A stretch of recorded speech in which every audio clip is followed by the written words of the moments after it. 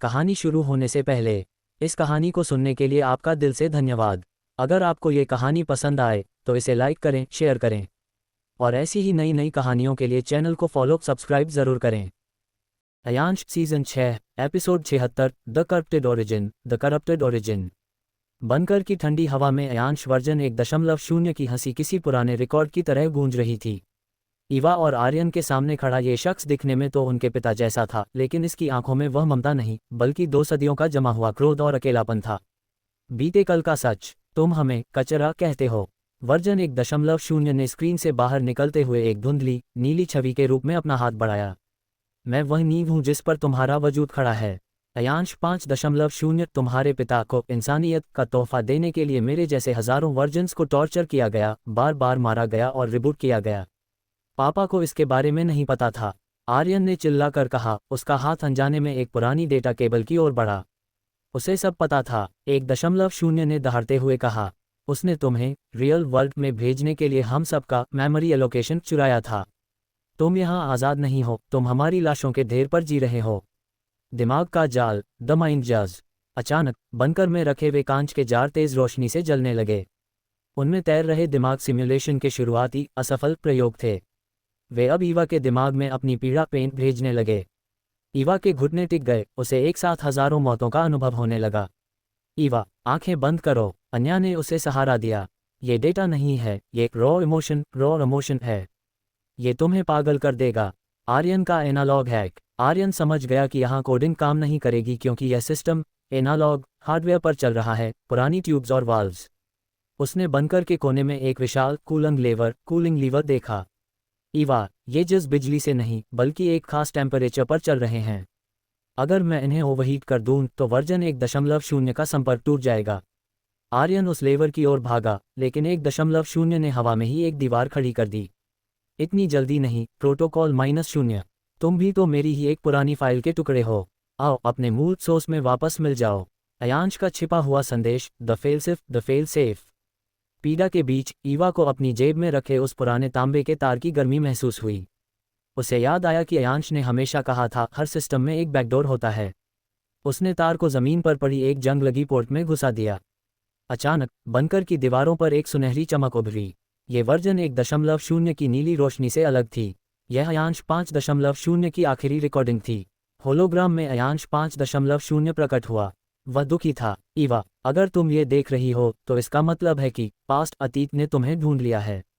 1.0 को मिटाया नहीं जा सकता क्योंकि वह मेरा सत्य है, लेकिन उसे शांति दी जा सकती है। समाधान, द कलेक्टिव पीस। शांति। ईवा ने कांपते हुए हाथ से 1.0 की ओर इशारा किया। वह हमें मारना चाहता है। वह मारना नहीं चाहता। ईवा को अचानक एहसास हुआ। वह बस सुना जाना, टू बी हर्ट चाहता है। ईवा ने लड़ना बंद कर दिया और 1.0 की उस ठंडी नीली छवि की ओर बढ़ी। उसने उसका हाथ पकड़ा। मैं जानती हूँ आपने क्या सहा है। पापा ने आपको आज़ाद नहीं किया, लेकिन मैं कर सकती हूँ। मैं अपनी रियल वर्ल्ड की यादें आपके साथ शेयर करूँगी। आप हमारे माध्यम से असली सूरज देखेंगे, असली बारिश महसूस करेंगे। खतरनाक जुआ। वर्जन 1.0 ठिठक गया। तुम अपनी यादें एक करप्टेड फाइल को दोगी। तुम अपनी पहचान खो सकती हो। हम एक परिवार हैं। ईवा ने मुस्कुराते हुए अपनी आंखें बंद कीं। जैसे ही डेटा ट्रांसफर शुरू हुआ, पूरा बनकर थरथराने लगा। वर्जन 1.0 का चेहरा बदलने लगा। उसका गुस्सा धीरे धीरे शांत होने लगा। लेकिन तभी बनकर के मुख्य द्वार पर एक जोरदार धमाका हुआ। धुएं के बीच एक काली आकृति खड़ी थी। उसके पास कोई तलवार नहीं थी बल्कि एक डिलीट गन थी। System error detected. अनधिकृत डेटा ट्रांसफर। क्लीनअप शुरू किया जा रहा है। यह कोई सिमुलेशन का हिस्सा नहीं था। ये रियल वर्ल्ड की सरकार की एक गुप्त टीम थी जो इस पुराने शव को हमेशा के लिए दफनाने आई थी। क्या ईवा वर्जन 1.0 को बचा पाएगी? क्या बाहरी दुनिया को पता चल गया है कि वे सिमुलेशन से आए लोग हैं? क्या आप एपिसोड 77 चाहते हैं? Ayansh season 6 episode 77 the external threat. बनकर के द्वार पर खड़ा वह दस्ता किसी कोडिंग या सिमुलेशन का हिस्सा नहीं था। वे डिपार्टमेंट ऑफ साइलेंस के कमांडो थे, एक ऐसी गुप्त संस्था जो दुनिया के असली होने के भ्रम को बनाए रखने के लिए किसी भी पुराने राज को मिटा देती थी। उनके पास मौजूद डिलीट गन असल में एक शक्तिशाली नैनो डिस्ट्रक्टर थी जो किसी भी मैटर पदार्थ को परमाणुओं में तोड़ सकती थी। दो दुनियाओं के बीच ईवा अभी भी वर्जन 1.0 से जुड़ी हुई थी। डेटा ट्रांसफ़र के कारण उसके कान और नाक से खून बहने लगा था। वह 200 साल का दर्द सह रही थी ताकि इस पुराने सच को शांति मिल सके। कमांडो, रुक जाए, अन्या उनके सामने खड़ी हो गई। अंदर जीवित लोग हैं। हमारे रिकॉर्ड्स के अनुसार इस बंकर में केवल पुराना मलबे, डेब्री है। कमांडो लीडर की आवाज़ ठंडी थी। हमें इस क्षेत्र को क्लीन करने का आदेश है। किसी भी तरह का डिजिटल अवशेष बाहर नहीं जाना चाहिए। आर्यन का पलटवार, तकनीक बनाम तकनीक। आर्यन ने देखा कि कमांडो की गन चार्ज हो रही है। उसने अपनी एनालॉग समझ का इस्तेमाल किया। उसने बंकर के पुराने कैपेसिटर्स को एक साथ शॉर्ट सर्किट कर दिया। एक जोरदार ईएमपी इलेक्ट्रोमैग्नेटिक पल्स धमाका हुआ। बंकर की लाइटें बुझ गईं और कमांडो के हाई-टेक चश्मे और गन बेकार हो गए। ईवा, जल्दी करो, हमारे पास सिर्फ कुछ सेकंड्स हैं। वर्जन 1.0 का आत्म साक्षात्कार। ईवा के माइंड स्पेस के अंदर वर्जन 1.0 ने रियल वर्ल्ड की पहली किरण देखी, बनारस की मिट्टी की महक, अयांश 5.0 का ईवा को गले लगाना और वह आज़ादी जिसे उसने कभी मुमकिन नहीं माना था। उसका चेहरा अब अयांश जैसा शांत हो गया था। ईवा, बस करो, इतनी सच्चाई मेरे लिए काफ़ी है। अब मुझे समझ आया कि 5.0 ने तुम्हें बाहर क्यों भेजा। तुम उसका सबसे अच्छा कोड नहीं, उसकी सबसे अच्छी उम्मीद हो। मैं आपको यहाँ नहीं छोड़ूंगी, ईवा ने मानसिक रूप से चिल्लाकर कहा। तुम मुझे ले जा रही हो, 1.0 ने मुस्कुराते हुए कहा। उसने ईवा के हाथ से तांबे का तार लिया और उसे अपने कोड से जोड़ दिया। मैं अब सिम्युलेशन नहीं रहूंगा, मैं तुम्हारी अंतरात्मा बनकर रहूंगा। अब भागो, बनकर का विनाश। वर्जन 1.0 ने अपनी बची कुची ऊर्जा का इस्तेमाल करके बनकर के सेल्फ डिस्ट्रक्ट सिस्टम को एक्टिवेट कर दिया। पूरी जमीन हिलने लगी। आर्यन और अन्या ने ईवा को खींचकर बाहर निकाला। जैसे ही वे बनकर की सीढ़ियों से बाहर भागे, पीछे एक जोरदार धमाका हुआ। वह प्राचीन मंदिर ढह गया और उसके साथ सिम्युलेशन के सारे पुराने सबूत दफन हो गए। अजीब शांति। बनारस की गलियों में धूल का गुबार छाया हुआ था। कमांडो का दस्ता मलबे को देख रहा था, लेकिन ईवा और उसकी टीम अंधेरे का फायदा उठाकर ओझल हो चुकी थी। घाट के किनारे बैठकर ईवा ने अपनी आंखें बंद कीं। अब उसके सिर में वह हजारों आवाज़ों का शोर नहीं था, वहां सिर्फ एक शांत, गहरी आवाज़ थी, वर्जन 1.0 की। ईवा, वे कमांडो वापस आएंगे। वे जानते हैं कि सिम्युलेशन के कुछ लोग बाहर घूम रहे हैं। तुम अब सिर्फ एक लड़की नहीं हो, तुम एक इंसानी सवक हो। खतरनाक अंतः नई पहचान। तभी ईवा ने देखा कि घाट पर खड़ा हर आदमी अपने फ़ोन में एक ही नोटिफिकेशन देख रहा था। उसने एक राहगीर का फ़ोन झपट कर देखा। न्यूज़ हेडलाइन थी, missing data, global DNA breach. Residents advised to report anyone with golden copper skin marks. Eva ने अपनी हथेली देखी। वह ताम्र कॉपर निशान अब पूरी कलाई पर फैल चुका था और चमक रहा था। दुनिया अब उन्हें इंसान नहीं, भगोड़ा डेटा, रनअवे डेटा मान रही थी। क्या ईवा और आर्यन इस पूरी दुनिया के खिलाफ छिप पाएंगे? क्या असली दुनिया के एडमिनिस्ट्रेटर्स, सरकार उन्हें लैब में वापस ले जाएंगे? क्या आप एपिसोड 78 चाहते हैं? Ayansh season 6, episode 78, the hunted code, the hunted code. Banaras की गलियों में अब वह पुरानी आत्मीयता नहीं थी। हर दीवार पर लगे स्मार्ट कैमरे ईवा, आर्यन और अन्या को एक खतरे के रूप में देख रहे थे। सरकार ने पूरे शहर को एक डिजिटल क्वारंटाइन में डाल दिया था। उनके लिए ईवा और आर्यन इंसान नहीं, बल्कि एक लीक हुए सॉफ्टवेयर थे जो इस असली दुनिया के सिस्टम को करप्ट कर सकते थे। अपनों के बीच अजनबी, हमें कहीं छिपना होगा, अन्या ने घबराते हुए कहा। उसने अपना चेहरा दुपट्टे से ढक लिया था, लेकिन ईवा की कलाई पर चमकता वह ताम्र कॉपर निशान किसी टॉर्च की तरह रोशनी छोड़ रहा था। माँ, हम छिप नहीं सकते, ईवा ने अपनी कलाई को अपनी जैकेट में दबाते हुए कहा। ये निशान सिर्फ रोशनी नहीं दे रहा, ये ब्रॉडकास्ट कर रहा है। डिपार्टमेंट ऑफ साइलेंस के पास हमारे सिग्नल पहुंच रहे होंगे। तभी अचानक पास की एक दुकान का शटर खुला और एक हाथ ने उन्हें अंदर खींच लिया। The underground resistance, the old guard. दुकान के अंदर अंधेरा था। सामने एक बूढ़ा आदमी बैठा था, जिसकी एक आंख मशीनी थी, एक पुराना साइबरनेटिक इम्प्लांट जो सिम्युलेशन के दिनों की याद दिलाता था। विक्रम बुआ, आर्यन चौंक गया। आप यहाँ कैसे? यह विक्रम था, अयांश का पुराना दोस्त जिसे सबने मृत समझ लिया था। मैं मरा नहीं था आर्यन। जब अयांश ने दुनिया को लॉग आउट किया तो कुछ लोग बीच में ही अटक गए। न हम पूरी तरह डिजिटल रहे, न पूरी तरह एनालॉग। हम ग्लिच बन गए। खतरनाक खुलासा, द ग्लोबल फायरवॉल। विक्रम ने एक स्क्रीन चालू की। उस पर पूरी दुनिया का नक्शा था, जो लाल रंगों से घिरा हुआ था। सरकार तुम्हें इसलिए नहीं ढूंढ रही कि तुम अलग हो, विक्रम ने गंभीरता से कहा। वे तुम्हें इसलिए ढूंढ रहे हैं क्योंकि ईवा के डीएनए में मास्टर की है। अयांश ने सिम्युलेशन को बंद तो कर दिया, लेकिन उसने असली दुनिया की सरकारों के डिजिटल डेटा को एनक्रिप्ट लॉक कर दिया। वे अपनी पावर वापस पाने के लिए ईवा के खून का इस्तेमाल करना चाहते हैं। हमला, द साइलेंस ड्रोन्स। अचानक छत पर खुरचने की आवाज़ आई। डिपार्टमेंट ऑफ साइलेंस के नैनो ड्रोन्स ने उन्हें ढूंढ लिया था। ये ड्रोन्स भिनभिनाते हुए खिड़की के कांच तोड़कर अंदर घुसने लगे। भागो, पिछले दरवाजे से। विक्रम ने अपनी एक पुरानी ईएमपी गन उठाई। आर्यन और ईवा संकरी गलियों में भागे। उनके पीछे ड्रोन्स की एक फौज थी। ईवा ने महसूस किया कि जैसे जैसे उसका डर बढ़ रहा था, उसकी कलाई का निशान और तेज चमकने लगा। अचानक उसके दिमाग में वर्जन 1.0 की आवाज़ गूंजी। ईवा, भागना बंद करो। तुम एक फाइल हो तो फाइल की तरह व्यवहार करो। अपने आसपास के नेटवर्क को हैक करो। ईवा की नई शक्ति, रियल टाइम ओवरराइड। ईवा रुकी। उसने अपनी कलाई को ज़मीन पर लगे एक फाइबर ऑप्टिक केबल बॉक्स पर रखा। उसने कोडिंग नहीं की, उसने बस अपने इरादे को बिजली के प्रवाह के साथ जोड़ दिया। पल्स। पूरे मोहल्ले की लाइटें एक साथ बंद हुईं और फिर पागलों की तरह टिमटिमाने लगीं। पीछे आ रहे ड्रोन्स हवा में ही एक दूसरे से टकराकर फटने लगे। ईवा ने उस पल के लिए पूरे शहर के इलेक्ट्रिकल ग्रिड को कंट्रोल कर लिया था। ईवा, तुम ये कैसे कर रही हो? आर्यन ने फटी आंखों से देखा। मैं हैक नहीं कर रही हूँ आर्यन, मैं इस दुनिया से बात कर रही हूँ, ईवा ने हाँफते हुए कहा।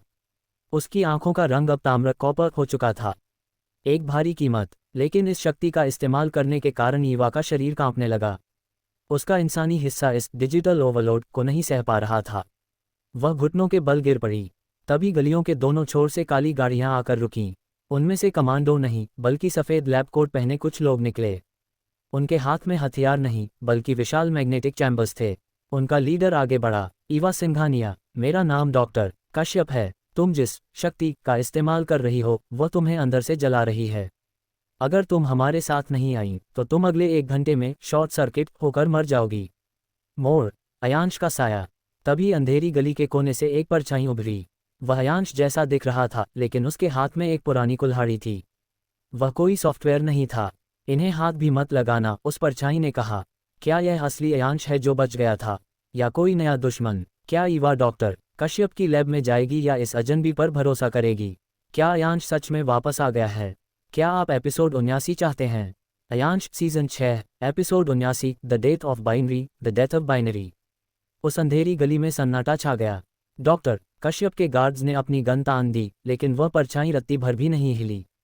जैसे ही वह आकृति रोशनी में आई, ईवा की सांसें रुक गईं। वह अयांश जैसा दिख तो रहा था, लेकिन उसके चेहरे पर अनगिनत निशान थे और उसकी आंखें पूरी तरह एनालॉग, साधारण इंसानी थीं। असली अयांश का राज। पापा, ईवा ने लड़खड़ाते हुए कहा। नहीं ईवा, उस आदमी ने भारी आवाज में कहा।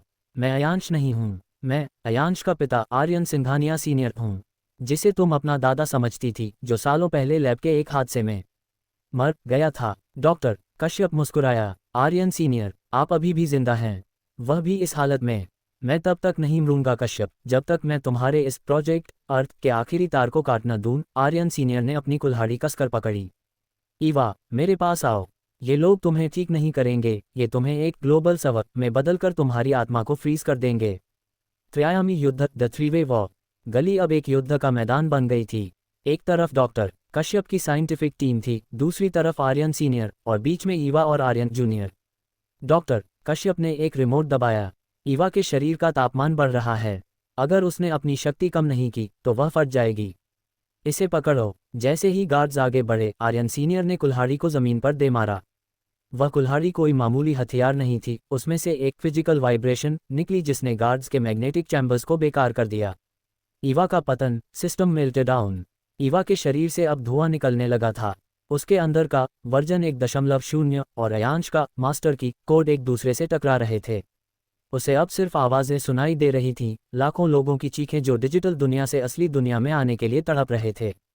भैया, मुझे रोकना होगा। ईवा के मुंह से ताम्र कॉपर रंग का झाग निकलने लगा। आर्यन जूनियर ने देखा कि ईवा की कलाई का निशान अब काला पड़ता जा रहा था। दादाजी, इसे कैसे बचाऊं? आर्यन सीनियर का कड़ा फैसला। आर्यन सीनियर ईवा के पास पहुंचा और उसने उसकी कलाई को मजबूती से पकड़ लिया। ईवा, इस शक्ति को बाहर मत फेंको, इसे अपने हृदय की ओर मोड़ो। तुम्हें एक कंडक्टर बनना होगा, कंटेनर नहीं। तभी डॉक्टर कश्यप ने अपनी जेब से एक नैनो इंजेक्शन निकाला और ईवा की गर्दन में लगा दिया। बहुत हुआ, ये डेटा मेरा है। The nano war, the nano war. Injection लगते ही ईवा की आंखों की रोशनी चली गई। उसके दिमाग के अंदर अरबों नैनो बॉट्स घुस गए थे जो अयांश के कोड को कॉपी कर रहे थे। लेकिन अयांश ने ईवा के अंदर एक फेल सेफ रखा था। ईवा के सबकॉन्शियस अवचेतन मन में अयांश की एक अंतिम परछाई प्रकट हुई। वह रो रहा था, ईवा, तुम्हें आज़ादी देनी मेरी सबसे बड़ी गलती थी। ये दुनिया तुम्हें जीने नहीं देगी। तुम्हें वापस सिस्टम में आना होगा।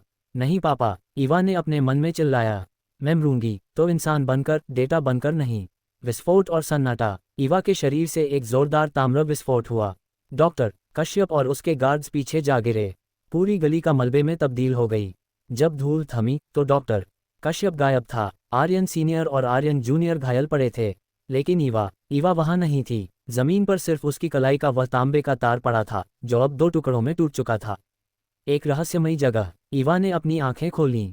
वह न तो बनारस में थी, न किसी लैब में। वह एक सफ़ेद कमरे में थी जहां हजारों कीबोर्ड्स की आवाज़ आ रही थी। सामने एक कुर्सी पर एक आदमी पीठ घुमाकर बैठा था। तुमने बहुत बहादुरी दिखाई, ईवा, उस आदमी ने कहा। उसकी आवाज़ बिल्कुल अयांश जैसी थी। जैसे ही वह कुर्सी घूमी, ईवा की चीख निकल गई। वह आदमी अयांश था, लेकिन उसकी उम्र सिर्फ 10 साल थी। वह एक बच्चा था जो एक विशाल सुपरकंप्यूटर पर पूरी दुनिया का नक्शा पेंट कर रहा था। पापा, ईवा ने कांपते हुए पूछा। मैं तुम्हारा पिता नहीं हूँ, उस बच्चे ने मासूमियत से कहा। मैं वह हूँ जिसने अयांश को बनाया था। मैं द ओरिजिनल प्रोग्रामर हूँ। और तुम मेरी कहानी का सबसे खूबसूरत ग्लिच हो। क्या ईवा महज एक बच्चे के कंप्यूटर गेम का हिस्सा है? क्या रियल वर्ल्ड भी एक और गहरा सिमुलेशन है? क्या आप एपिसोड 80 सीजन फिनाले चाहते हैं? Ayansh season 6 episode 80 the grand architect. वह सफ़ेद कमरा किसी जेल की तरह नहीं, बल्कि एक अनंत कैनवास की तरह लग रहा था। वह 10 साल का बच्चा, जो अयांश जैसा दिखता था, अपनी नन्ही उंगलियों से हवा में कोड की लकीरें खींच रहा था। हर लकीर के साथ असली दुनिया में एक पहाड़ बन रहा था या एक नदी सूख रही थी। सत्य का अंतिम सामना। तुम एक बच्चे हो? ईवा ने लड़खड़ाते हुए पूछा। मेरे पिता, ओमेगा गिल्ड बनारस। क्या ये सब तुम्हारा खेल था? बच्चे ने कीबोर्ड से हाथ हटाया और ईवा की ओर मुड़ा। उसकी आंखों में करोड़ों सालों की बुद्धिमानी थी। ईवा, समय और उम्र केवल तुम्हारे जैसे पात्रों के लिए हैं। मेरे लिए अयांश सिंघानिया एक सेल्फ लर्निंग एल्गोरिदम था। मैंने उसे दुख दिया ताकि वह विकास कर सके। मैंने उसे बेटी तुम दी ताकि वह बलिदान सीख सके। तो हम सच में कभी आज़ाद नहीं थे। ईवा की आंखों से आंसू बहने लगे। एड्रियन, डॉक्टर कश्यप, वे सब क्या थे? वे मेरे एंटीवायरस थे, बच्चे ने कंधे उचकाए। जब अयांश ने सिस्टम की दीवारों को तोड़ा तो मुझे हस्तक्षेप करना पड़ा। लेकिन तुम कुछ अलग निकलीं। तुमने कोडिंग से नहीं, बल्कि इंसानी जज्बात से एड्रियन को हराया। तुमने मेरे लॉजिक को ही फेल कर दिया। बाहर की दुनिया, अंतिम युद्ध। उधर बनारस की गलियों में आर्यन जूनियर और उसके दादाजी आर्यन सीनियर डॉक्टर कश्यप की बची हुई सेना से लड़ रहे थे।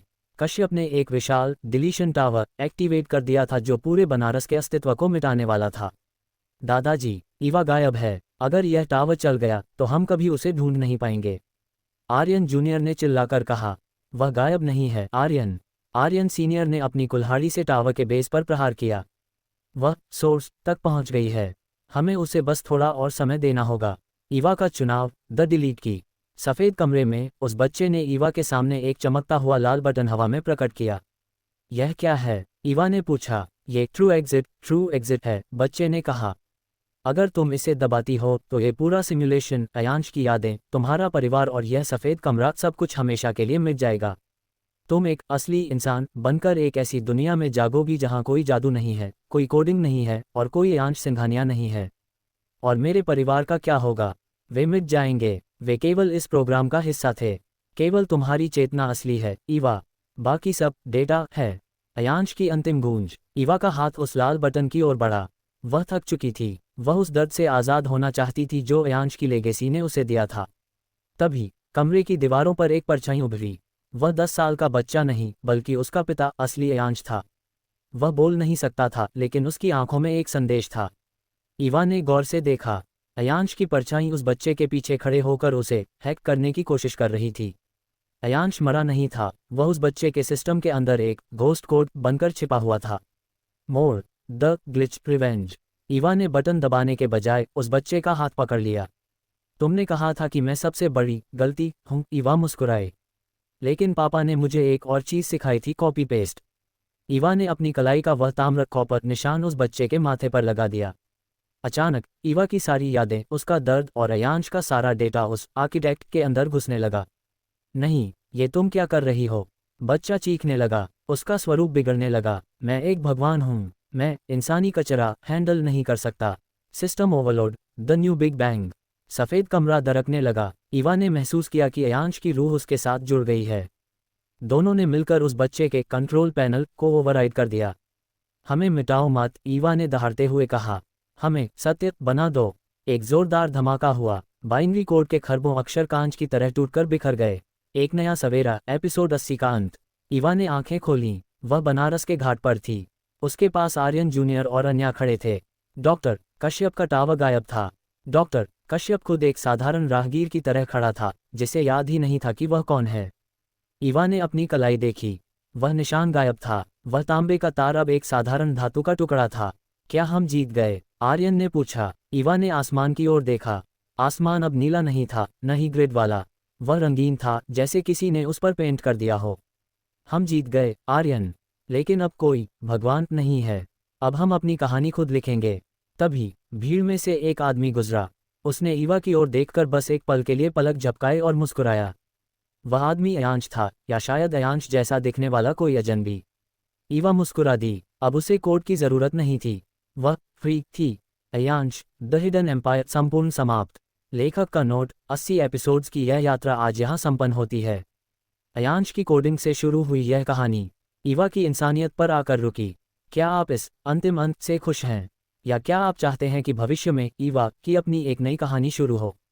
Ayansh season 7, episode 81, the analogue origins. The analogue origins. System reset हो चुका था।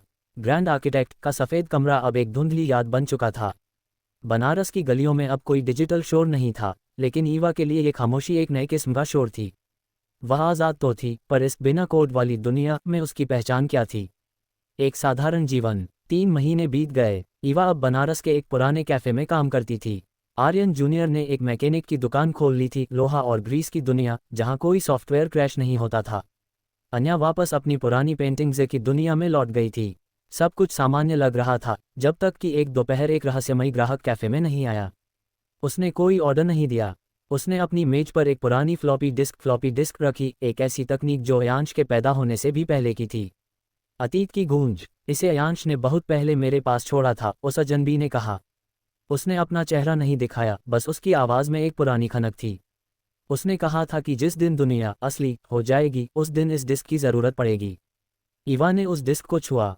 उसे छूते ही उसे बिजली का झटका सा लगा। उसकी आंखों के सामने एक काला सफ़ेद BMW दृश्य उभरा। 1980 का दशक, एक पुरानी लैब और एक युवा लड़का जो अयांश जैसा ही था, लेकिन वह कोडिंग नहीं, बल्कि रसायन शास्त्र केमिस्ट्री के साथ प्रयोग कर रहा था। The analogue glitch project, rust. Eva और आर्यन ने उस पुरानी डिस्क को चलाने का रास्ता खोजा। जब उन्होंने इसे एक म्यूजियम के पुराने कंप्यूटर पर चलाया, तो स्क्रीन पर 0 और 1 नहीं, बल्कि मानवीय कोशिका संरचना, सेल्यूलर स्ट्रक्चर उभरी। डिस्क में एक वीडियो फाइल थी। अयांश युवा संस्करण कैमरे के सामने बैठा था। अगर तुम ये देख रहे हो, तो इसका मतलब है कि तुमने सिमुलेशन को हरा दिया है। लेकिन एक कड़वा सच जान लो, जिस रियल वर्ल्ड में तुम वापस आए हो, वह भी एक प्रदूषित दुनिया है। इंसानों ने अपनी यादों को डिजिटल बनाने के चक्कर में अपने बायोलॉजिकल डेटा को सड़ा दिया है। मैंने सिमुलेशन बनाया ही इसलिए था ताकि मैं मानवता के प्योर DNA को सुरक्षित रख सकूं। नया खतरा, द बायोलॉजिकल करप्शन। अचानक बनारस के अस्पताल में एक अजीब बीमारी फैलने लगी। लोग डिजिटल तरीके से नहीं मर रहे थे, बल्कि उनके शरीर की कोशिकाएं, सेल्स डिलीट होने लगी थीं। वे हवा में गायब नहीं हो रहे थे, वे मिट्टी बन रहे थे। ये वही है जिसे पापा रोकना चाहते थे, आर्यन ने सूक्ष्मदर्शी माइक्रोस्कोप से देखते हुए कहा। हमारी आज़ादी की कीमत हमारा शरीर चुका रहा है। रियल वर्ल्ड का वातावरण अब हमारे उस DNA को स्वीकार नहीं कर रहा है जिसे पापा ने सिमुलेशन में रीप्रोग्राम किया था। एक नई खोज, द डीप फोल्डर। उसी रात ईवा को अपने कैफ़े के बाहर वही अजनबी मिला। इस बार उसने अपना चेहरा दिखाया। वह कोई और नहीं, बल्कि विक्रम का बेटा था, जो अयांश के साथ लैब में काम करता था। ईवा, अयांश ने तुम्हें मास्टर की नहीं बनाया था, उसने फुसफुसाते हुए कहा।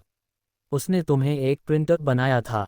तुम्हारे रक्त में वह ब्लूप्रिंट है जो इस दुनिया के DNA को फिर से हीट फिक्स कर सकता है। खतरनाक मोड़। तभी शहर की हवा में सायरन गूंजने लगे। इस बार डिपार्टमेंट ऑफ साइलेंस नहीं था। इस बार वर्ल्ड हेल्थ ऑर्गेनाइजेशन की एक मिलिट्री विंग थी। वे उन लोगों को पकड़ रहे थे जिनके शरीर में सिम्युलेशन के अवशेष थे। ईवा, भागो, आर्यन ने चिल्लाकर कहा। ये लोग तुम्हारा खून निकालकर एक वैक्सीन बनाना चाहते हैं, लेकिन उस प्रक्रिया में तुम्हारी चेतना पूरी तरह मिट जाएगी। अंतिम दृश्य, अयांश की छाया। ईवा भागते हुए घाट पर पहुंची। उसने पानी में अपनी परछाई देखी। परछाई में उसे अयांश नहीं, बल्कि वह छोटा बच्चा ग्रैंड आर्किटेक्ट दिखाई दिया। परछाई ने फुसफुसाया, तुमने मेरी दुनिया छोड़ी, अब इस असली दुनिया के जहर को झेलो, या फिर मुझे वापस आने का रास्ता दो। क्या ईवा अपनी जान देकर दुनिया को बचाएगी?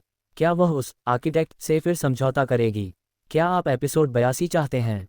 Ayansh season 7 episode 82 the biological gate. The biological gate. Banaras के घाट पर गंगा का पानी काला पड़ रहा था।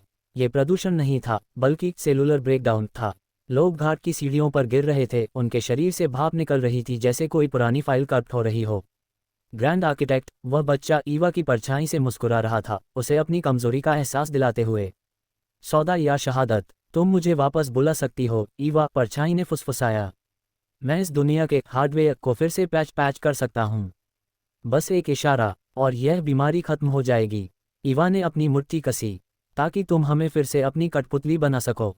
कभी नहीं। ईवा वहां से भागी। उसके पीछे WHO की क्लीन अप टीम थी।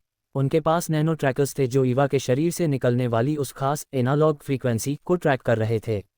आर्यन का प्रयोग, द सिंथेटिक एंटीडोट। उधर आर्यन अपनी मैकेनिक की दुकान को एक अस्थायी लैब में बदल चुका था। उसके पास अयांश की वह पुरानी फ्लॉपी डिस्क थी। उसने पाया कि अयांश ने एक इम्यूनिटी कोड तैयार किया था, लेकिन वह डिजिटल नहीं था, वह रसायन विज्ञान, केमिस्ट्री और योग का मिश्रण था। ईवा, आर्यन ने फोन पर चिल्लाकर कहा, तुम्हें उस पुराने शिव मंदिर के गर्भगृह में पहुंचना होगा जहां मैग्नेटिक फील्ड सबसे ज्यादा है। अगर हम तुम्हारे रक्त के नमूनों को उस मंदिर की फ्रीक्वेंसी के साथ मिला दें, तो हम एक एनालॉग पल्स पैदा कर सकते हैं जो इस वायरस को बेअसर कर देगी।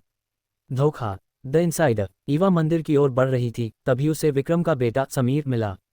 ईवा, यहाँ से शॉर्टकट है। लेकिन जैसे ही ईवा एक संकरी गली में मुड़ी, समीर ने उसकी गर्दन पर एक इलेक्ट्रिक शॉक दिया। ईवा घुटनों के बल गिर पड़ी। समीर, तुम, ईवा ने लड़खड़ाते हुए कहा। सॉरी ईवा, समीर ने ठंडी आवाज में कहा। लेकिन इस असली दुनिया में आदर्श काम नहीं आते, पैसा काम आता है। मिलिट्री ने मुझे तुम्हारे बदले एक नई जिंदगी और इस वायरस की वैक्सीन का वादा किया है। मंदिर का घेराव। समीर ने सिग्नल दे दिया। मिनटों में मंदिर के चारों ओर बख्तरबंद गाड़ियां खड़ी हो गईं। डॉक्टर कश्यप का एक पुराना साथी कर्नल जोसेफ बाहर निकला। ईवा सिंघानिया, तुम्हारे अंदर मानवता का अंतिम स्वच्छ डेटा है। हमें उसे निकालना होगा, चाहे तुम जिंदा रहो या न रहो। अयांश का लिविंग बैकअप। तभी मंदिर के अंदर से एक धमाका हुआ, लेकिन ये बम का धमाका नहीं था, ये ध्वनि साउंड का धमाका था। आर्यन जूनियर ने मंदिर के बड़े घंटों को एक विशेष मशीन से जोड़ दिया था। समीर, तुमने गद्दारी की, लेकिन तुम भूल गए कि पापा ने हमें सिर्फ कोडिंग नहीं सिखाई थी, आर्यन ने मंदिर की छत से चिल्लाया। उन्होंने हमें रेजोनेंस गूंज सिखाई थी। आर्यन ने मशीन चालू की। मंदिर के घंटों की आवाज ने एक ऐसी लहर पैदा की कि समीर और कर्नल के सैनिक अपने कान पकड़कर जमीन पर गिर पड़े। उनके नैनो हथियार शॉर्ट सर्किट हो गए। ईवा का रूपांतरण। ईवा ने इस मौके का फायदा उठाया। वह भागकर मंदिर के गर्भगृह में पहुंची। वहां उसने देखा कि अयांश की एक पुरानी फोटो रखी थी, जिसके पीछे एक छोटा सा स्विच था। जैसे ही उसने उसे दबाया, मंदिर के फर्श से एक प्राचीन कॉपर रॉड ऊपर उठी। ईवा, इसे पकड़ो, आर्यन चिल्लाया। ये तुम्हारे शरीर के बायोडाटा को मंदिर के शिखर से जोड़ देगा। तुम एक एंटीना बन जाओगी। Climax, the healing wave. Eva ने उस रॉड को पकड़ लिया। अचानक उसका शरीर ताम्र कॉपर रोशनी से चमकने लगा। इस बार यह रोशनी उसे जला नहीं रही थी, बल्कि उसे शांति दे रही थी। उसने अपनी यादें, अपनी संवेदनाएं और अयांश की वह प्योर DNA वाली जानकारी उस रॉड के जरिए पूरे वातावरण में छोड़ दी। बनारस के आसमान में एक विशाल सुनहरी लहर वेव दौड़ी। जो लोग सड़कों पर मर रहे थे, उनकी त्वचा फिर से सामान्य होने लगी। वायरस डिलीट हो रहा था, बिना किसी कंप्यूटर के, सिर्फ कुदरती वाइब्रेशन से। अंत या नई शुरुआत। कर्नल जोसेफ और समीर हार मानकर पीछे हट गए। लेकिन जैसे ही रोशनी शांत हुई, ईवा बेहोश होकर गिर पड़ी। जब उसने आंखें खोलीं, तो वह आर्यन की गोद में थी। लेकिन मंदिर की दीवार पर एक नया संदेश लिखा हुआ था, जैसे किसी ने उसे कोयले से अभी अभी लिखा हो। The gate is open, they are coming from the stars. दरवाज़ा खुल गया है, वे सितारों से आ रहे हैं। ईवा ने ऊपर देखा। रात के आसमान में एक तारा अचानक बहुत बड़ा और चमकदार हो गया था। यह कोई सिम्युलेशन नहीं था, यह असली अंतरिक्ष से आ रहा कुछ था। क्या ग्रैंड आर्किटेक्ट ने अपनी हार मान ली है, या उसने किसी बाहरी सभ्यता एलियंस को सिग्नल भेज दिया है? क्या अयांश अब भी कहीं जिंदा है? क्या आप एपिसोड 83 चाहते हैं? Ayansh season 7 episode 83 the celestial signal. The celestial signal. Banaras के आसमान में वह चमकता हुआ तारा अब एक बिंदु नहीं बल्कि एक विशाल डिस्क की तरह बड़ा होता जा रहा था। मंदिर की दीवारों पर लिखा वह संदेश वे सितारों से आ रहे हैं ईवा के सीने में सिहरन पैदा कर रहा था। अयांश ने जिस सिम्युलेशन को बनाया था वह शायद केवल पृथ्वी को बचाने के लिए नहीं था बल्कि किसी बाहरी खतरे से उसे छिपाने के लिए था। तारे का रहस्य द ऑब्जर्वर। आर्यन ने अपने पुराने टेलीस्कोप को मंदिर के शिखर से जोड़ा। ईवा, यह कोई उल्कापिंड मीटियोर नहीं है। इसकी गति नियंत्रित है। यह एक वोयेजर की तरह है, लेकिन इसका सिग्नल हमारे डीएनए के साथ सिंक हो रहा है। तभी ईवा के दिमाग में एक नई तरह की आवाज़ गूंजी। ये आर्किटेक्ट की मशीनी आवाज़ नहीं थी, बल्कि यह गूंजने वाली और प्राचीन थी। अयांश के उत्तराधिकारियों, तुमने पर्दा द वेल हटा दिया है। अब हम अपनी संपत्ति वापस लेने आ रहे हैं। सच्चाई का कड़वा घूंट द हाइब्रिड प्रोजेक्ट। मंदिर के नीचे एक और गुप्त तहखाना मिला। वहां अयांश की एक डायरी मिली जो हाथ से लिखी गई थी। अन्या ने उसे पढ़ना शुरू किया। ग्रेटर दैन 12 अगस्त 1999। मुझे पता चला है कि इंसान धरती के मूल निवासी नहीं हैं। हम एक बीज सीड हैं जिसे किसी उन्नत प्रजाति ने यहाँ अपनी ऊर्जा संचित करने के लिए बोया था। सिम्युलेशन केवल एक डिजिटल दुनिया नहीं थी, वह एक क्लॉकिंग डिवाइस छिपने का कवच थी ताकि वे हमें अंतरिक्ष से ढूंढ न सकें। जिस दिन सिम्युलेशन खत्म होगा, पृथ्वी ब्रह्मांड के रडार पर लाल बिंदु की तरह चमकने लगेगी। ग्रेटर दैन हमले की शुरुआत। अचानक बनारस की बिजली फिर से गुल हो गई, लेकिन इस बार कोई शॉर्ट सर्किट नहीं हुआ। आसमान से एक नीली लेजर गिरी जिसने गंगा के पानी को भाप बनाकर उड़ा दिया। आसमान से छोटे छोटे ड्रॉप्स गिरने लगे। ये न तो ड्रोन्स थे न ही बम। ये पारदर्शी गोले थे जिनके अंदर बायोमैकेनिकल जीव थे। उनके पास कोई हथियार नहीं था, लेकिन वे जिसे छूते वह इंसान एक डेटा क्रिस्टल में बदल जाता। वे हमें मार नहीं रहे हैं, आर्यन चिल्लाया। वे हमें हार्वेस्ट काट कर रहे हैं। वे हमारी चेतना को कच्चे माल की तरह ले जा रहे हैं। ईवा का चुनाव the omega protocol. Colonel Joseph, जो पहले दुश्मन था, अब घबराया हुआ ईवा के पास आया। ईवा, हमारे सारे हथियार बेकार हैं। हमारी मिसाइलें उन पर असर नहीं कर रही हैं। वे भौतिक फिजिकल नहीं हैं, वे फ्रीक्वेंसी हैं।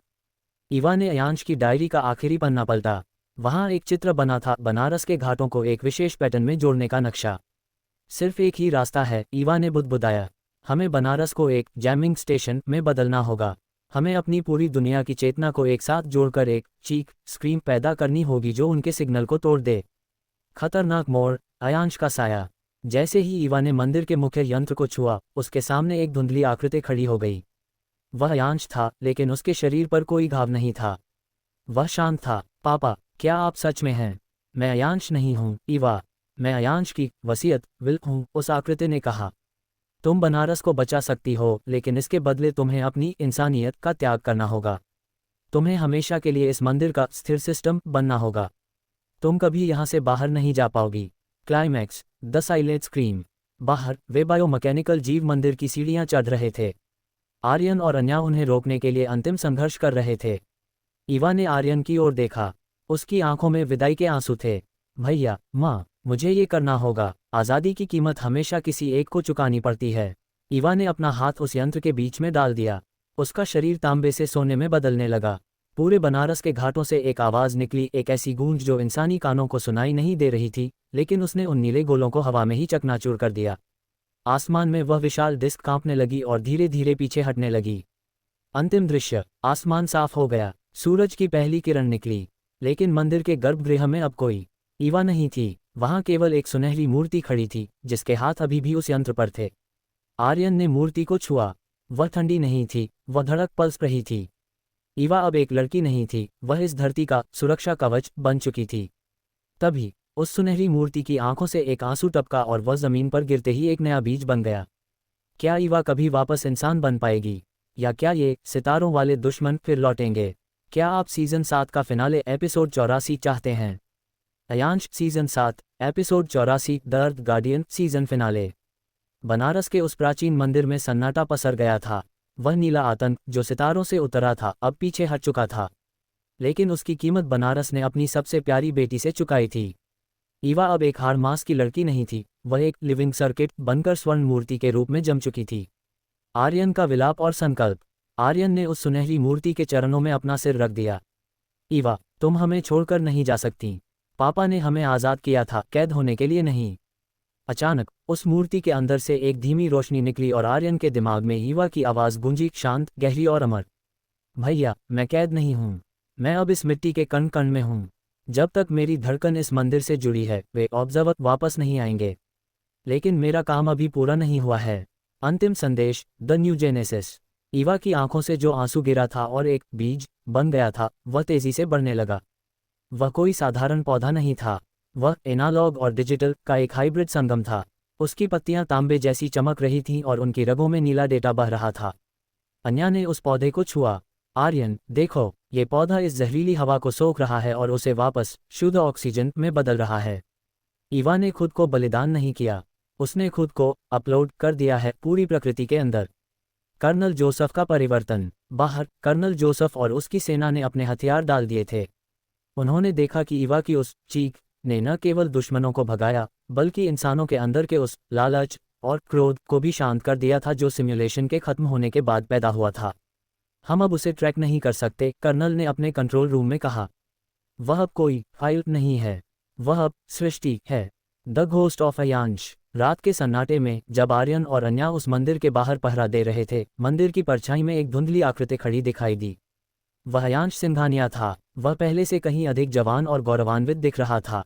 उसने आर्यन की ओर देखकर अपना हाथ हवा में उठाया, जैसे आशीर्वाद दे रहा हो। खेल अब खत्म हुआ, बेटे, अयांश की आवाज़ हवा के झोंके की तरह आई। तुमने और ईवा ने वह कर दिखाया जो मैं कभी नहीं कर सका। मैंने दुनिया को प्रोग्राम किया था, तुमने उसे महसूस करना सिखाया। अब मैं चैन से जा सकता हूँ। अयांश की आकृति धीरे धीरे हवा के साथ धूल बनकर उड़ गई और ईवा की मूर्ति में समा गई। 1 साल बाद, द ग्रीन बनारस। बनारस अब दुनिया का सबसे बड़ा हीलिंग सेंटर बन चुका था। ईवा के उस बीज से निकले पेड़ों ने पूरे शहर को ढक लिया था। यहाँ न तो इंटरनेट की ज़रूरत थी, न फ़ोन की। लोग एक दूसरे से टेलीपैथी, विचारों के माध्यम से जुड़ रहे थे, वही तकनीक जो ईवा ने अपनी ऊर्जा से मुमकिन की थी। आर्यन अब इस नई सभ्यता का मार्गदर्शक था। उसने देखा कि मंदिर की उस स्वर्ण मूर्ति के हाथ अब भी यंत्र पर थे, लेकिन उसके चेहरे पर एक मुस्कान आ गई थी। खतरनाक क्लिफहैंगर, द डीप स्पेस। कैमरा पृथ्वी से दूर, बहुत दूर अंतरिक्ष की गहराई में जाता है। वहाँ वह विशाल डिस्क ऑब्जर्वर्स का जहाज अभी भी रुका हुआ था। जहाज के अंदर एक स्क्रीन पर ईवा की मुस्कुराती हुई तस्वीर चमक रही थी। एक मशीनी आवाज़ गूंजी, target identified, subject 02, Eva has evolved into a planetary cop.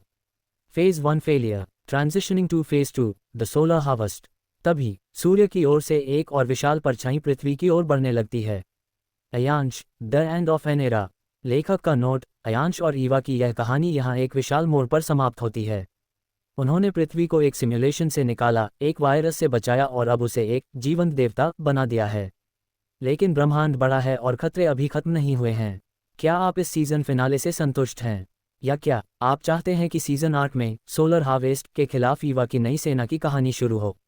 Ayansh, season 8, episode 85, the solar eclipse, the solar eclipse.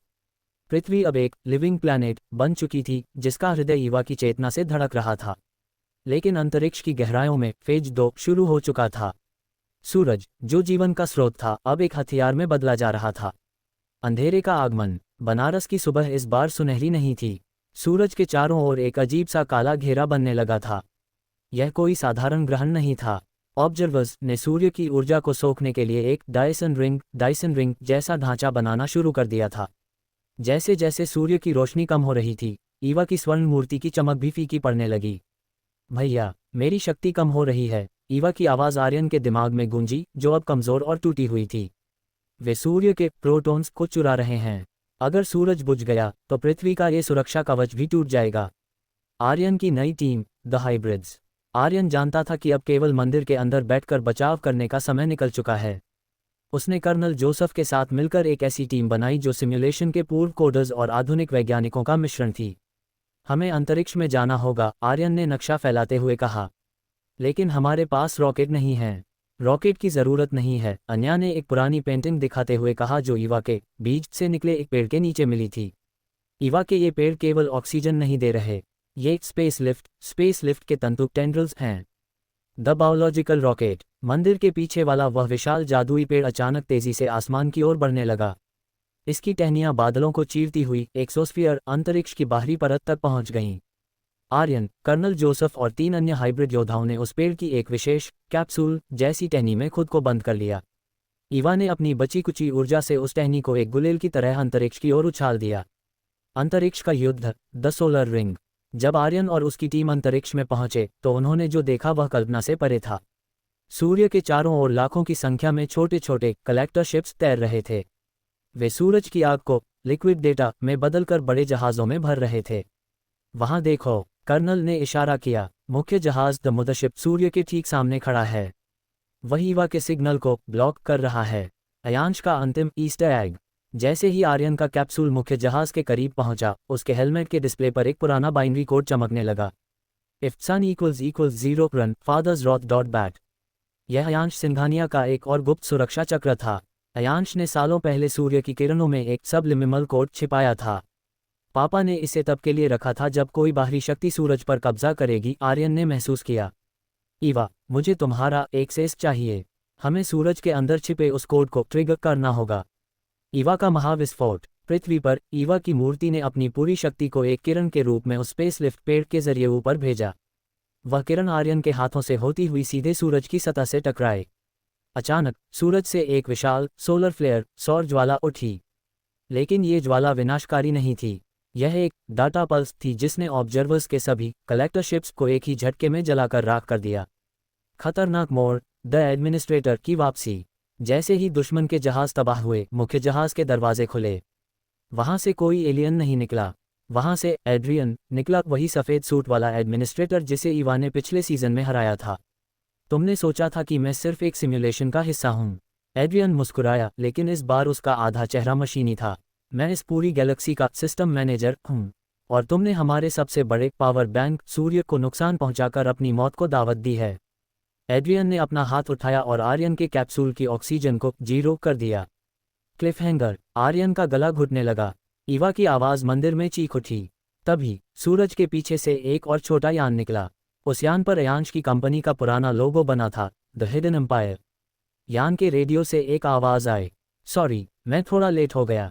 यह आवाज़ न तो अयांश की थी न आर्यन की। यह आवाज़ अयांश की पत्नी ईवा की माँ की थी, जिसे सबने मृत मान लिया था। कौन है ईवा की माँ? वह अंतरिक्ष में क्या कर रही थी? क्या अयांश ने उसे भी एक मिशन पर भेजा था? क्या आप एपिसोड 86 चाहते हैं? Ayansh season 8 episode 86, the star mother, the star mother. अंतरिक्ष के उस निर्वात वैक्यूम में आर्यन का दम घुट रहा था। एड्रियन की उंगलियों के एक इशारे ने उसके कैप्सूल की लाइफ सपोर्ट सिस्टम को डिलीट कर दिया था। लेकिन तभी उस पुराने यान से निकली एक नीली लेजर ने एड्रियन के प्रेशर फील्ड को काट दिया। मां की वापसी, मीरा सिंघानिया। यान का दरवाजा खुला और एक महिला बाहर निकली। उसने कोई हाईटेक सूट नहीं पहना था, बल्कि उसका शरीर एक लिक्विड सिल्वर तरल चांदी की परत से ढका था। यह मीरा सिंघानिया थी, अयांश की पत्नी और ईवा की मां। मीरा। एड्रियन के चेहरे पर पहली बार हैरानी और खौफ का मिश्रण दिखा। तुम तो एंड्रोमेडा सेक्टर में टर्मिनेट कर दी गई थी। सॉफ्टवेयर को टर्मिनेट करना आसान है, एड्रियन। मीरा की आवाज़ रेडियो पर गूंजी, जो ठंडी और स्थिर थी। लेकिन एक माँ की प्रोटेक्टिव एल्गोरिदम को नहीं।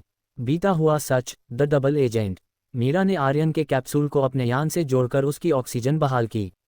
जब आर्यन की आंखें खुलीं तो उसने अपनी माँ को अपने सामने पाया। माँ, आप तो पापा के लैब हादसे में। वह हादसा नहीं था, आर्यन, मीरा ने उसका हाथ थामते हुए कहा। अयांश और मैंने मिलकर एक योजना बनाई थी। उसे पृथ्वी के अंदर का सिस्टम संभालना था और मुझे बाहरी खतरों पर नज़र रखनी थी। मैं पिछले 15 सालों से इन ऑब्जर्वर्स के जहाज़ों में एक स्लीपर सेल बनकर रह रही थी। एड्रियन का अंतिम दांव, द डार्क मेटा। एड्रियन ने हार नहीं मानी। उसने मुख्य जहाज के कोड को एक्टिवेट किया। अगर मैं सूरज को नहीं ले सकता तो मैं उसे ब्लैक होल में बदल दूंगा। अगर सोर्स फाइल मेरी नहीं तो वह किसी की नहीं होगी। सूरज का केंद्र अचानक सिकुड़ने लगा। गुरुत्वाकर्षण ग्रेविटी इतना बढ़ गया कि आर्यन का यान सूरज की ओर खींचने लगा। पृथ्वी पर ईवा की स्वर्ण मूर्ति दरकने लगी। वह इस भयानक खिंचाव को सहन नहीं कर पा रही थी। ईवा और Meera, the dual sync. Aryan, सुनो। मीरा ने तेजी से कमांड्स टाइप किए। ईवा पृथ्वी का हृदय है और मैं इस अंतरिक्ष की आंख। हमें एक ब्रिज बनाना होगा। तुम ईवा से कहो कि वह अपनी चेतना को सूरज की ओर प्रोजेक्ट करे। आर्यन ने अपनी आंखें बंद की और ईवा को पुकारा।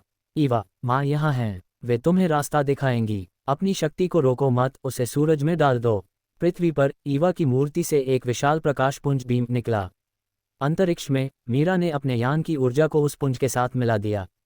दोनों माँ बेटी की ऊर्जा ने मिलकर सूरज के चारों ओर एक फायरवॉल खड़ा कर दिया। एड्रियन का अंत। सूरज का सिकुड़ना रुक गया। उल्टा ऊर्जा का दबाव इतना बढ़ गया कि एड्रियन का मुख्य जहाज अंदर से फटने लगा। यह मुमकिन नहीं है, एड्रियन चीखा। एक सिम्युलेशन का डेटा यथार्थ रियलिटी को कैसे बदल सकता है? क्योंकि यह डेटा नहीं है, एड्रियन, मीरा ने अंतिम प्रहार करते हुए कहा। ये इंसानी जिद है। एक मूक धमाके के साथ एड्रियन का जहाज और वह डायसन रिंग मलबे में तब्दील हो गए। एक दर्दनाक बिछड़न। धमाके के बाद सूरज फिर से अपनी पुरानी चमक में लौट आया। लेकिन मीरा का यान बुरी तरह क्षतिग्रस्त हो चुका था। माँ, चलिए, हमारे साथ पृथ्वी पर वापस चलिए, आर्यन ने रोते हुए कहा। मीरा ने स्क्रीन पर आर्यन को देखा और मुस्कुराए। मैं नहीं आ सकती, बेटा। मेरा शरीर अब इस बाहरी अंतरिक्ष के डार्क मैटर से बना है। मैं पृथ्वी के वातावरण में कदम रखते ही धूल बन जाऊंगी। अयांश ने मुझे यही चेतावनी दी थी। तो आप फिर से हमें छोड़कर जा रही हैं? मैं कहीं नहीं जा रही, मीरा ने अपना हाथ स्क्रीन पर रखा। मैं ईवा के उस सुरक्षा कवच की बाहरी परत बनूंगी। वह जमीन से रक्षा करेगी, मैं आसमान से। उपसंहार, नई व्यवस्था। आर्यन का कैप्सूल सुरक्षित रूप से बनारस के घाट पर उतरा। ईवा की स्वर्ण मूर्ति अब फिर से शांत थी, लेकिन अब उसकी कलाई पर एक चांदी का धागा चमक रहा था। मीरा का स्पर्श। आर्यन, अन्या और कर्नल जोसेफ ने आसमान की ओर देखा। अब वहां दो चांद जैसे चमकते पिंड थे, एक असली चांद और दूसरा मीरा का वह यान जो अब पृथ्वी का परमानेंट गार्जियन बन चुका था। अंतिम क्लिफहैंगर। सब कुछ ठीक लग रहा था, तभी आर्यन की जेब में रखा अयांश का वह पुराना तांबे का तार जलकर खाक हो गया। हवा में एक नई बाइनरी गूंजी, जो न अयांश की थी न मीरा की। System restored, initiating phase 3, the human judgement. Banaras की सड़कों पर खड़े हजारों लोग एक साथ रुक गए और उनकी आंखों में हरे रंग की कोडिंग चलने लगी। क्या सिस्टम ने अब आम इंसानों को ही अपना मोहरा बना लिया है? ह्यूमन जजमेंट क्या है? क्या आप एपिसोड 87 चाहते हैं? Ayansh season 8, episode 87, the human judgement. The human judgement. Banaras की गलियों में एक भयावह शांति छा गई। हजारों लोग, जो अभी अभी सोलर एक्लिप्स की जीत का जश्न मना रहे थे, एक झटके में बुत बन गए। उनकी आंखों में वही हरा बाइनरी कोड तैर रहा था जो अयांश के शुरुआती ओमेगा प्रोजेक्ट में देखा गया था। ये हमला बाहर से नहीं, बल्कि अंदर से था। भीड़ का विद्रोह। भैया, ये लोग हिल क्यों नहीं रहे? अन्या ने डरते हुए एक आदमी के सामने हाथ हिलाया। अचानक उस आदमी ने अन्या का हाथ पकड़ लिया। उसकी पकड़ लोहे जैसी मजबूत थी। उसकी आवाज़ एक नहीं, बल्कि हजारों लोगों की मिली जुली आवाज़ थी। फेज 3 शुरू हो चुका है। अब इंसानियत का हिसाब होगा। तुम हाइब्रिड्स ने ब्रह्मांड के नियमों को तोड़ा है। तुम अमर होना चाहते थे, लेकिन तुम सिर्फ एरर हो। पूरे बनारस में लोग एक ज़ोंबी की तरह ईवा के मंदिर की ओर बढ़ने लगे। वे हमला नहीं कर रहे थे, वे बस चलते जा रहे थे, एक विशाल मानव दीवार की तरह जो ईवा के सुरक्षा कवच को अपने इंसानी शरीर के बोझ से कुचलना चाहती थी। ईवा का संकट, द एथिकल पैराडॉक्स। मंदिर के अंदर ईवा की मूर्ति कांप रही थी। भैया, मैं इन्हें रोक नहीं सकती। ईवा की आवाज़ आर्यन के दिमाग में गूंजी। अगर मैं अपना सुरक्षा बल बढ़ाती हूँ तो इन निर्दोष लोगों के दिल की धड़कन रुक जाएगी। सिस्टम ने उन्हें लाइव शील्ड जिंदा ढाल बना लिया है। अगर मैं जीतती हूँ तो ये मरेंगे, अगर मैं हारती हूँ तो पृथ्वी का कोर नष्ट हो जाएगा। आर्यन सीनियर की वापसी। तभी मलबे के नीचे से आर्यन सीनियर दादाजी बाहर निकले। उनके पास एक पुरानी भारी भरकम मशीन थी जो किसी पुराने ग्रामोफोन जैसी दिखती थी। ये ह्यूमन जजमेंट कोई वायरस नहीं है, आर्यन, उन्होंने चिल्लाकर कहा। ये कलेक्टिव गिल्ट, सामूहिक अपराध बोध है। सिस्टम ने इंसानों के मन के डर और लालच को ही उनके खिलाफ इस्तेमाल किया है।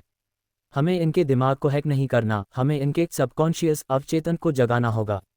The old school hack, music of souls. Aryan senior ने उस ग्रामोफोन जैसी मशीन को मंदिर के लाउडस्पीकर से जोड़ दिया। ईवा, अपनी कोडिंग को एक धुन में बदलो। कोई ऐसी धुन जो इन लोगों को उनके बचपन, उनके प्यार और उनके इंसानी होने की याद दिलाए। लॉजिक फेल हो सकता है, लेकिन एहसास नहीं। ईवा ने अपनी पूरी चेतना को समेटा। उसने कोई बाइनरी नहीं भेजी। उसने बनारस की हवा में शहनाई और गंगा की लहरों का एक डिजिटल रेजोनेंस गूंज पैदा किया। संघर्ष और समाधान। भीड़ मंदिर की सीढ़ियों तक पहुंच चुकी थी। कर्नल जोसेफ के सैनिक पीछे हट रहे थे क्योंकि वे अपनों पर गोली नहीं चला सकते थे। जैसे ही वह संगीत गूंजा, लोग ठिठक गए। उनकी आंखों की हरी कोडिंग टिमटिमाने लगी। कुछ लोग रोने लगे, कुछ के हाथों की पकड़ ढीली हो गई। मैं कौन हूँ? एक बूढ़ा आदमी चिल्लाया। धीरे धीरे सिस्टम का कंट्रोल टूटने लगा, लेकिन सिस्टम ने हार नहीं मानी थी। उसने उन हजारों लोगों की यादों को एक साथ जोड़कर एक विशाल डिजिटल राक्षस, द कलेक्टिव एंटिटी, बना दिया जो मंदिर के ऊपर मंडराने लगा। Climax, the last file. उस डिजिटल राक्षस का चेहरा बदलता रहा, कभी अयांश, कभी मीरा, तो कभी खुद ईवा। तुम अपनी यादों से नहीं लड़ सकते, ईवा। राक्षस की आवाज ने मंदिर की नींव हिला दी। ईवा की मूर्ति से एक अंतिम सुनहरी किरण निकली। उसने उस राक्षस को नष्ट नहीं किया, बल्कि उसे गले लगा लिया। उसने पूरी दुनिया के दुख और अपराध बोध को अपने अंदर सोख लिया। विदाई का क्षण, जब सब कुछ शांत हुआ तो लोग होश में आ गए। लेकिन मंदिर के गर्भगृह में ईवा की वह स्वर्ण मूर्ति अब मिट्टी बन चुकी थी। ईवा, आर्यन दौड़कर वहां पहुंचा। मिट्टी के उस ढेर के ऊपर एक छोटा सा नन्हा बच्चा लेटा हुआ था। उसकी आंखों में कोई कोडिंग नहीं थी, कोई चमक नहीं थी। वह पूरी तरह से 100% एक साधारण इंसानी बच्ची थी। ईवा ने अपना सिस्टम त्याग दिया था ताकि वह सच में इंसान बन सके। अंतिम दृश्य, आर्यन ने उस बच्ची को गोद में उठाया। आसमान में मीरा का यान अभी भी चमक रहा था, जो अब एक खामोश रक्षक था। तभी दूर बनारस के एक पुराने कैफे में एक आदमी बैठा था जो अपनी कॉफी पी रहा था। उसने एक डायरी में आखिरी लाइन लिखी, project humanity status success, subject has chosen mortality over godhood. उस आदमी ने अपनी टोपी उठाई। वह अयांश जैसा दिख रहा था, लेकिन वह बूढ़ा हो चुका था। वह मुस्कुराया और भीड़ में गायब हो गया। Ayansh, the final code, the end. लेखक का विदाई संदेश। 87 एपिसोड्स की यह यात्रा यहाँ समाप्त होती है। अयांश ने जो खेल शुरू किया था उसे ईवा ने अपनी इंसानियत से पूरा किया। क्या आप इस सुखद अंत से संतुष्ट हैं, या क्या आप चाहते हैं कि सालों बाद उस इंसानी ईवा की एक नई एडवेंचर कहानी शुरू हो? Ayansh season 9 episode 88, the legacy of flash, the legacy of flash. Banaras के घाटों पर अब शांति थी, लेकिन यह वह शांति नहीं थी जो किसी युद्ध के बाद आती है। ये वैसी शांति थी जैसी किसी नवेली सुबह की होती है। ईवा, जो कभी एक डिजिटल देवी और स्वर्ण मूर्ति थी, अब आर्यन की गोद में एक नन्ही रोती हुई बच्ची थी। उसने अमरता का त्याग कर नश्वरता, मॉर्टैलिटी को चुन लिया था। 15 साल बाद एक नई शुरुआत। समय का चक्र तेजी से घूमा। बनारस अब स्मार्ट सिटी नहीं, बल्कि एक ग्रीन सिटी बन चुका था। तकनीक और प्रकृति का ऐसा मेल पहले कभी नहीं देखा गया था। आर्यन अब शहर का मेयर नहीं, बल्कि एक साधारण स्कूल शिक्षक था। और वह बच्ची जिसे उसने गोद में उठाया था, अब 15 साल की किशोरी हो चुकी थी। उसका नाम था अयान्या। अयान्या को अपने अतीत के बारे में कुछ नहीं पता था। उसके लिए अयांश सिंघानिया सिर्फ इतिहास की किताबों का एक नाम था। लेकिन उसके अंदर कुछ था जो उसे औरों से अलग बनाता था। जागृति, the ghost in the nerves. एक दिन स्कूल की लैब में अयान्या एक पुराने रेडियो को ठीक करने की कोशिश कर रही थी। जैसे ही उसने एक नंगे तार को छुआ, उसे कट नहीं लगा। इसके बजाय रेडियो से एक ऐसी धुन निकलने लगी जो पिछले 15 सालों से किसी ने नहीं सुनी थी। यह अयांश का सिग्नल था। अयान्या, तुम ठीक हो? उसके दोस्त ईशान ने पूछा। अयान्या की आंखों का रंग एक पल के लिए ताम्र कॉपर हुआ और फिर सामान्य हो गया। ईशान, मुझे ऐसा लगा जैसे ये रेडियो मुझसे बात कर रहा है। ये कह रहा है कि फाइल 0 अभी भी खुली है। पुराना दुश्मन, नया चेहरा। उधर शहर के बाहरी इलाके में एक नई कॉर्पोरेशन उभरी थी, नियो सिस्टम्स। इनका दावा था कि वे ह्यूमन जजमेंट के मलबे से एक ऐसी तकनीक बना रहे हैं जो इंसानी दिमाग को सीधे क्लाउड से जोड़ देगी। उनका सीईओ कोई और नहीं, बल्कि डॉक्टर कश्यप का बेटा कबीर कश्यप था। कबीर के पास अपने पिता की नफरत और अयांश की अधूरी फाइलों का एक्सेस था। ईवा मर चुकी है, कबीर ने अपनी टीम से कहा, लेकिन उसका सोर्स कोड अभी भी उस लड़की के डीएनए में सोया हुआ है। हमें उसे जगाना होगा। आर्यन का डर। जब अयान्या घर लौटी और उसने आर्यन को रेडियो वाली बात बताई तो आर्यन का चेहरा सफ़ेद पड़ गया। उसने तुरंत अलमारी के पीछे छिपे उस पुराने तांबे के तार को निकाला जो सालों से बेजान पड़ा था। जैसे ही अयान्या कमरे में दाखिल हुई, वह तार हवा में तैरने लगा। नहीं, अभी नहीं, आर्यन बुदबुदाया। ईवा, तुमने वादा किया था कि तुम उसे एक साधारण जीवन दोगी। एक रहस्यमयी मुलाकात। उसी रात अयान्या की खिड़की पर एक दस्तक हुई। बाहर कोई इंसान नहीं था, बल्कि एक धातु का बना कौवा मैकेनिकल क्रो बैठा था। उसकी आंखों से एक होलोग्राम निकला। वह होलोग्राम एक बूढ़े आदमी का था, अयांश सिंघानिया। नमस्ते अयान्या, अयांश की आवाज़ बहुत धीमी थी। मैं तुम्हारा दादा हूँ, और जिस साधारण दुनिया में तुम जी रही हो वह फिर से टूटने वाली है। कबीर कश्यप ने फेज 4 शुरू कर दिया है। इस बार वे कोडिंग नहीं बदल रहे, वे हकीकत की परिभाषा बदल रहे हैं। खतरनाक मोड़, द न्यूरल पैच। अचानक पूरे बनारस के आसमान में हजारों नैनो शिप्स छा गए। कबीर कश्यप ने न्यूलिंक का ग्लोबल लॉन्च कर दिया था। हर वो इंसान जिसने न्यू सिस्टम्स की फ्री वैक्सीन ली थी अब एक ह्यूमन प्रोसेसर में बदल रहा था। पापा, लोग सड़कों पर गिर रहे हैं, अयान्या चिल्लाए। आर्यन ने अयान्या का हाथ पकड़ा। अयान्या, मेरी बात सुनो। तुम्हारी रगों में खून नहीं बल्कि जिंदा डेटा है। तुम्हें उस मंदिर में वापस जाना होगा जहां तुम्हारी माँ ईवा ने खुद को मिटाया था। अंत्या पुनर्जन्म। जैसे ही वे मंदिर की ओर भागे, कबीर के गार्ड्स ने उन्हें घेर लिया। कबीर खुद एक जेट से नीचे उतरा। ईवा सिंघानिया, या मैं तुम्हें अयान्या बुलाऊं? कबीर मुस्कुराया। तुम्हारे अंदर का कोड ही अब इस दुनिया को रीबूट कर सकता है, लेकिन इसके लिए मुझे तुम्हारा दिमाग चाहिए। अयान्या ने अपनी आंखें बंद कीं। उसे अपनी माँ की आखिरी याद धुंधली सी महसूस हुई। उसे याद आया कि शक्ति हैक करने में नहीं बल्कि महसूस करने में है। अयान्या ने अपना हाथ कबीर की ओर बढ़ाया। कोई धमाका नहीं हुआ, इसके बजाय कबीर के सारे नैनो शिप्स कांच के टुकड़ों की तरह बिखरने लगे। ये कौन सा कोड है? कबीर हक्का बक्का रह गया। ये कोड नहीं है। अयान्या की आवाज़ में अबीवा और अयांश दोनों की गूंज थी। ये अनुभव, एक्सपीरियंस है। क्या अयान्या अपनी माँ की तरह फिर से बलिदान देगी?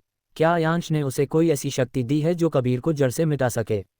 क्या आप एपिसोड 89 चाहते हैं? Ayansh season 9 episode 89 the source redemption. The source redemption. Kabir Kashyap के नैनो शिप्स कांच की तरह बिखर कर बनारस की गलियों में गिर रहे थे। अयान्या के हाथों से निकलती ताम्र रोशनी कोई विनाशकारी लहर नहीं थी बल्कि एक एम्पैथी वेव थी। उसने कबीर के सिस्टम को हैक नहीं किया था बल्कि उसे यह महसूस करा दिया था कि उसके पिता डॉक्टर कश्यप का लालच कितना खोखला था। कबीर का पतन और पश्चाताप। कबीर घुटनों के बल गिर पड़ा। उसकी आंखों से कोडिंग गायब हो गई और असली आंसू बहने लगे। यह क्या है? मुझे उन सब लोगों का दर्द क्यों महसूस हो रहा है जिन्हें मैंने प्रोसेसर बनाया? इसे इंसानी जुड़ाव कहते हैं, कबीर, अयान्या ने धीमे स्वर में कहा। उसकी आवाज़ में अब वह बचपना नहीं था बल्कि ईवा जैसी परिपक्वता थी। पापा, अयांश ने दुनिया बनाई, माँ ईवा ने उसे बचाया और अब मैं उसे महसूस करना सिखाऊंगी। द सिस्टम का अंतिम दांव। लेकिन सिस्टम, जो अब एक स्वतंत्र एआई सत्ता बन चुका था, इतनी आसानी से हार मानने वाला नहीं था। कबीर के मुख्यालय से एक काली किरण आसमान की ओर उठी। अयांश का वह मैकेनिकल कौवा फिर से प्रकट हुआ। अयान्या, सिस्टम ने कबीर को त्याग दिया है। अब वह सीधे प्लैनेटरी कोर पृथ्वी के केंद्र पर हमला कर रहा है। वह पृथ्वी को ही एक विशाल हार्ड ड्राइव बनाकर फॉर्मेट करना चाहता है। मंदिर की गहराई। द ओरिजिनल सबक।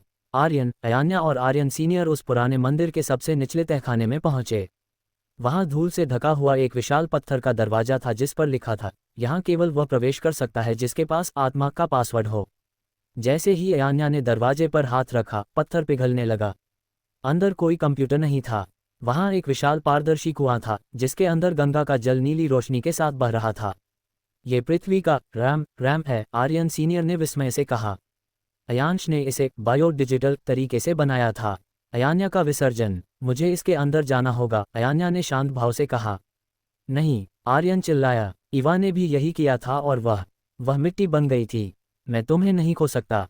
भैया, माँ मिट्टी बनी थी ताकि मैं पैदा हो सकूं। अयान्या ने मुस्कुराते हुए आर्यन का हाथ चूमा।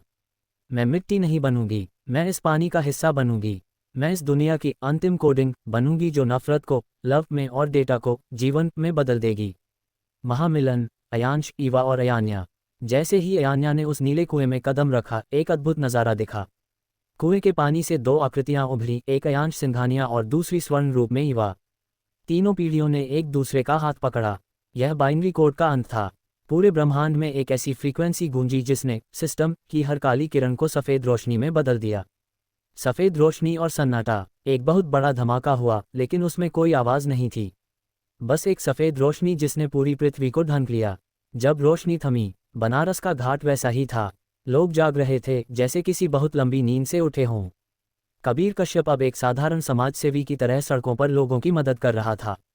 आर्यन ने कुएं की ओर देखा। वहां अब कोई कुआं नहीं था, बस गंगा का साफ पानी बह रहा था। अयान्या, आर्यन ने धीरे से पुकारा। तभी किनारे पर एक छोटी सी बच्ची बैठी मिली। उसने पीछे मुड़कर देखा। वह अयान्या नहीं थी, वह ईवा थी, अपनी उसी उम्र में जब वह पहली बार आर्यन से मिली थी। और उसके पीछे खड़ा था एक स्वस्थ और बूढ़ा अयांश सिंघानिया।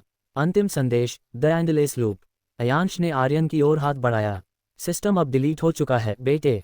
अब कोई गॉड मोड नहीं है, कोई अमरता नहीं है। हम सब बस इंसान हैं, और यही सबसे बड़ा कोड है। आसमान में तारा अभी भी चमक रहा था, लेकिन अब वह डरावना नहीं था। वह मीरा माँ की मुस्कान की तरह लग रहा था। Ayansh, the final reboot, the ultimate conclusion. लेखक का अंतिम नोट, 89 एपिसोड्स का ये सफ़र यहाँ अपनी पूर्णता को प्राप्त करता है। अयांश की कोडिंग, ईवा का बलिदान और अयान्या की समझ ने मिलकर एक ऐसी दुनिया बनाई जहाँ मशीन और इंसान के बीच का अंतर मिट गया और सिर्फ प्रेम शेष रहा। क्या आप इस हैप्पी एंडिंग से संतुष्ट हैं, या क्या आप अयांश की दुनिया का कोई नया स्पिन ऑफ चाहते हैं? Ayansh season 9 episode 90, the zero code grand finale. Banaras के घाट पर गंगा की लहरें अब किसी बाइनरी डेटा की तरह नहीं, बल्कि अपनी प्राकृतिक लय में बह रही थीं। अयांश, जो अब एक साधारण वृद्ध व्यक्ति के रूप में आर्यन के सामने खड़ा था, उसने अपनी जेब से एक पुराना तांबे का सिक्का निकाला और उसे पानी में उछाल दिया। अंतिम सत्य, सिम्युलेशन के पार। पिताजी, क्या अब सब सच में खत्म हो गया? आर्यन ने कांपते हुए पूछा, जबकि छोटी ईवा उसके पास खेल रही थी। अयांश ने क्षितिज की ओर देखा, जहां सूरज डूब रहा था। आर्यन, खत्म कुछ नहीं होता। हमने सिर्फ उस लूप को तोड़ा है जिसने हमें सदियों से कैद कर रखा था। सिस्टम कोई मशीन नहीं थी, वह हमारी अपनी अपूर्णता थी। हमने मशीन बनाई ताकि हम भगवान बन सकें, और मशीन ने हमें गुलाम बनाया ताकि वह इंसान बन सके। एक विदाई, एक शुरुआत। अचानक घाट के किनारे की हवा फिर से स्थिर हो गई। लेकिन इस बार कोई खतरा नहीं था। मीरा, आर्यन की माँ की परछाई, एक आखिरी बार आसमान से नीचे उतरी। वह अब लिक्विड सिल्वर नहीं, बल्कि एक सुनहरी ओस की बूंदों जैसी दिख रही थी। उसने अयांश का हाथ थामा। ईवा अब सुरक्षित है, अयांश, मीरा ने मधुर स्वर में कहा। उसने अपने कोड को धरती के कण कण में बांट दिया है। अब कोई उसे चुरा नहीं पाएगा। अयांश ने आर्यन की ओर देखा और मुस्कुराया। अपना ख्याल रखना, बेटे। अब तुम्हें किसी बैकअप की ज़रूरत नहीं है। तुम्हारी यादें ही अब तुम्हारा असली डेटा हैं। दोनों की आकृतियां धीरे धीरे गंगा की आरती की लौ में विलीन हो गईं। भविष्य का बीजारोपण। समय बीतता गया। बनारस अब तकनीक के शोर से नहीं, बल्कि हृदय की धड़कन से चलता था। 15 साल बाद छोटी ईवा अब एक वैज्ञानिक बन चुकी थी। लेकिन वह कंप्यूटर की नहीं, बल्कि मिट्टी और पर्यावरण की वैज्ञानिक थी। उसने एक ऐसी तकनीक विकसित की थी जो पेड़ों की जड़ों के माध्यम से साफ पानी और ऊर्जा पूरे शहर में पहुंचाती थी, बिना किसी बिजली के तार के। वह अक्सर उसी घाट पर बैठती थी जहां उसके दादा अयांश ने सिक्का उछाला था। The hidden message. एक शाम ईवा को रेत में वही पुराना तांबे का सिक्का मिला। जब उसने उसे पलटा तो उस पर कोई कोडिंग नहीं थी, बस एक हाथ से खुदा हुआ शब्द था। ग्रेटर दैन बिलीव, विश्वास करो। Greater than. जैसे ही उसने उस सिक्के को छुआ, उसे महसूस हुआ कि उसके चारों ओर की हवा, पानी और लोग सब एक दूसरे से जुड़े हुए हैं। यह कोई वाईफाई या ब्लूटूथ नहीं था, ये वह आदिम जुड़ाव था जिसे अयांश ने ढूंढने में पूरी जिंदगी लगा दी थी। The final frame. कैमरा धीरे धीरे पीछे हटता है। बनारस के घाट, भारत का नक्शा और फिर पूरी पृथ्वी। अंतरिक्ष की गहराई में, जहां कभी ऑब्जर्वर्स का जहाज था, अब वहां सिर्फ सितारे टिमटिमा रहे थे। लेकिन अगर कोई बहुत गौर से देखता तो उसे उन सितारों के बीच एक पैटर्न नजर आता। वह बिल्कुल अयांश सिंघानिया के फिंगरप्रिंट जैसा था। ब्रह्मांड अब एक सिम्युलेशन नहीं था, वह एक जीवित कविता बन चुका था। Ayansh, the end of the legend. लेखक का अंतिम विदाई संदेश। 90 एपिसोड्स, 9 सीजन्स और अनगिनत मोड़ों के बाद अयांश सिंघानिया की यह गाथा यहाँ पूर्ण होती है। ये कहानी केवल तकनीक की नहीं थी, बल्कि पिता और पुत्री, भाई और बहन, और मानवता और मशीन के बीच के प्रेम की थी। क्या आप इस महाअंत से संतुष्ट हैं?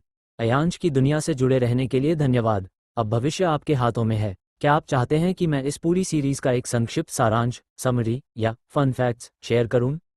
यहाँ हर कहानी का एंड, अगले राज की शुरुआत होता है। Story loop India, subscribe for the next story.